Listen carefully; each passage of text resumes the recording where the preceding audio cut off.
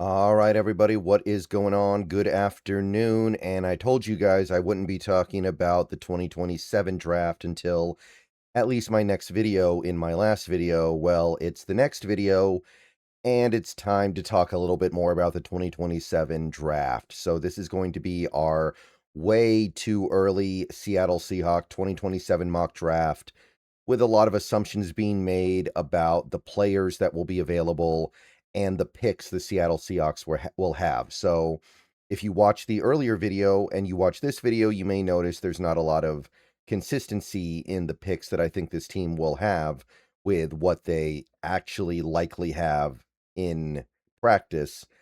But I believe this team is going to be doing a lot of trading. So I projected that into this mock draft. This video is sponsored by Prize Picks. More on them in a little bit. But I believe they're going to use a couple of day 3 picks during the season to make a trade deadline trade. And I also think they're going to use some of their day 3 picks to try to trade up into the late day 2 range, because they don't want to have too many picks on a roster that is already pretty solid. They want to actually make sure they're getting players that have a real shot at making the team and making an impact. So just keep that in mind as we go forward here. I understand that you're going to be like, hey, where'd that pick come from? And I'll talk about it where I can, but there's a lot of shuffling and wheeling and dealing, I think, is implied in a 2027 mock with the Seahawks having right now 11 draft picks and a Super Bowl caliber roster that will get pushed around a little bit during the offseason, but won't get completely rated. So let's start with our first round pick here. I go with Kenyatta Jackson Jr., an edge rusher from Ohio State. Hard for me to buy the Seahawks using their first round pick on any position other than edge, unless they just feel like they can handle it in free agency, or if they have the opportunity to get such a good player at their pick that they have to ignore their clear and obvious position of need going into the 2027 draft. So Kenyatta Jackson Jr., another Buckeye. He should have another really good season on a defense that figures to be very good again, on a team that figures to be very good again. And he's a little bit of a bigger edge. He could even get a little bit bigger. He has the frame for it. So he is the Mike McDonald kind of archetype. And we'd probably be drafting him, expecting him to at least play a little bit very early, because if you take a look at where the team is right now going into 2027, DeMarcus Lawrence likely retiring, Uchenna Nwosu probably moving on. The only thing you know for sure is that Derek Hall is going to be there, and you're going to have to do some serious work to get the rest of the room up to snuff.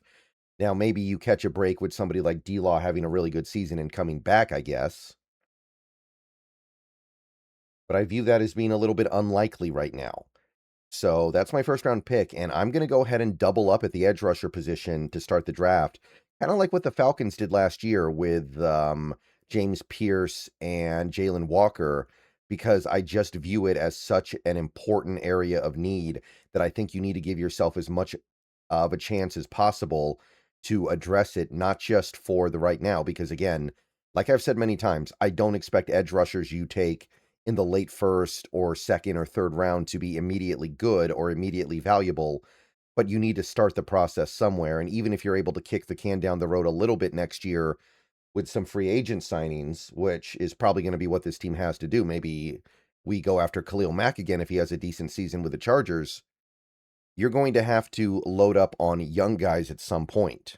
If you like sports, the best way to make them better and more exciting is using Prize Picks, where it always feels good to be right. Prize Picks, all you got to do is pick more or less on your favorite players' projections and build lineups with a few taps. It's the daily fantasy stuff, but it's made super easy over there. Whatever sport you're into, give it a shot. And right now, Prize Picks is hooking up users with $50 in lineups after you play your first $5 lineup. All you have to do is use promo code HMA. I've had a great time on Prize Picks so far. It makes this daily fantasy thing very easy, and it makes watching the games way more exciting. Be sure to check out the social feeds feature so you can share lineups with your friends and tail partners or even fade their picks. Right now, Prize Picks is offering odds on the NFL draft. You have who's going to go where, what each team is going to do, how many of each position is going to go in each round, and so on and so on. Get on over to Prize Picks. Take advantage of that. So, download Prize Picks today, America's #1 sports app, and remember to use the promo code HMA. And remember, always gamble responsibly. So, Taylor Wine is another little bit of a bigger edge rusher, the Oklahoma guy. I'm not a huge fan of the archetype of edge rushers that typically come from Oklahoma, but Taylor Wine seems like a little bit of an exception there. So he's my second round pick, and that seems right now a reasonable projection to think he's going to be a second rounder. So that gives you two guys that could be at least useful as rookies at the edge rusher position. So I'm liking where we're going so far. Number 3, I'm going with a right guard because Anthony Bradford is a free agent next season. I don't think we'll bring him back. Even if we like him, an extension would be significant, and Christian Haynes has shown me nothing. And Bo Stevens may not be a right guard. I'm not convinced that that is going to be the solution here. So Alani Noah, right guard from USC, been a starter there for a little bit. Pretty good player. Reasonable chance of being mobile. We'll definitely have to see how these players develop over the course of the 2026 season for their colleges. But Alani Noah, not one of these 340-pound right guards. He is a little bit more reasonably sized. I think that Alani Noah has an opportunity to be a pretty good player in this league. And even if you think Stevens is a right guard, Noah could easily end up being a better player. So that's the round 3 pick. My next pick is going to be a round 3 pick that I assume we're going to get because of the Aiden Dirty, or the likelihood of Aiden Dirty becoming a head coach, which I think is, if the Seahawks are good and their defense is good, borderline inevitable. So I'm just going to go ahead and roll with it. I don't see how he doesn't get a head coaching shot if the Seahawks defense has a top 5 season. His resume will be about as good as any coordinator that you could hope that isn't calling plays. And we've learned that you don't need to call plays to be a respected head coaching candidate in this league. So I'm going with a safety here because I still think we're light at safety, even with the Bud Clark draft. Bryce Thornton of Florida is going to be my pick here. Done a lot of versatile stuff in college so far. He's been a box, he's been a deep safety, he's been a slot corner. So he's done quite a bit for Florida, which is the versatility that McDonald craves. And when you think about this safety spot next year, there's a possibility that Love and Okada are both gone. Clark is a starter, and then you need another starter, and then you need some depth because a lot of the guys that we've had before for depth are not here or probably not going to be here. Remember, Eman Wari looks like is fairly locked into the nickel corner spot. That seems to be the area that he benefits from the most. So I suspect that he's locked in there, and we're going to need more pure safeties. Okay, so then I go another third round pick that I think the Seahawks net via trading up. Because as of right now, like I said in the earlier video, the Seahawks have 4 fifth round picks. I don't know how having 4 fifth round picks really benefits them. To me, those 4 fifth round picks are mostly going to be wasted on a good, strong roster that doesn't need the kind of depth that there are going to be other teams out there that need. There are going to be really bad teams next year that get comp picks in the third, and you can trade for that comp pick with some of your lower picks, like a 4th and 2 fifths. So I traded up hypothetically and got Whit Weeks, linebacker out of LSU. I think we're going to need some linebacker help at this point. We're going to have a bunch of guys in contract years next year in 2027.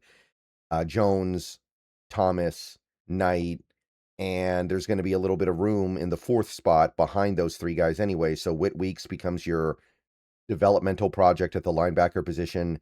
Has a chance to have a really good season this year and elevate his draft stock, by the way. Don't be shocked if he's long gone by round 3, but Whit Weeks, interesting name. I think that he is going to be probably, at the very least, a top 100 pick. So it's going to be thin to actually have him there in the 3rd, but it's worth a shot for the moment. Then I have us picking again in the 5th because I think we're going to package our 4th in that trade up to get the 3rd. And I also think we're going to give up some 5ths to during the season to get a player and also use some of the 5ths to move up. So I go Cam Cook, running back.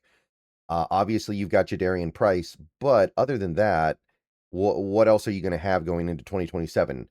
Charbonnet's a free agent. Halani's a free agent. Wilson's a free agent. McIntosh is a free agent if he's even here this year. You need more running back stuff. And Cam Cook, West Virginia running back, a little bit more of a power guy, but you're going to need a power guy at that point unless you bring back another guy. So why not a little bit more of a gap guy, which I'm not thrilled by, but that can easily be overcome. And I do like his game overall.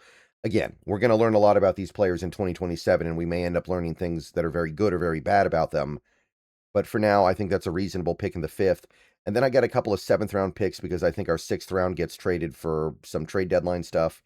So I'm going to go with Jaden Greathouse, wide receiver, Notre Dame, a little bit of a bigger guy, somebody that has experience in a run-happy offense, which is always good for a Seahawks pick. And then I'm going John Mateer, quarterback from Oklahoma, which is a little bit funky, but it's the seventh round, and I like Mateer. I don't know why evaluators are so low on him right now, but I've seen big boards where he's barely draftable. So if I have the chance to take a shot at him, I'm going to do it. And Drew Lock's a free agent, and we might be trading Milrow next offseason, depending on what happens with Darnold, at which point we would need a new backup. So just kind of keeping an open mind here and willing to be creative with the final pick in a draft that is obviously not going to be used on anything super valuable. Okay, so we double up on edge, and we get two guys that I think have a chance to make immediate contributions and be good players down the line. We get a right guard that could start day one, could start eventually. We get a safety for depth and potential down the line starting, although I imagine that Thornton is a day one, how should I put this? The third safety, and maybe he stays that way long term. I'm not sure. Whit Weeks, developmental linebacker behind the guys you're going to have next season that are all going to be on on contract years. You've got a running back who could get involved in the mix here. Always a good idea to take day three running backs, I think, and just take shots. Maybe you find the next Chris Carson, and then just some throwaway seventh round picks that are going to be fun. All right, see you guys later. Go Hawks. Let me know what you think. This is my way too early 2027 Seahawks mock.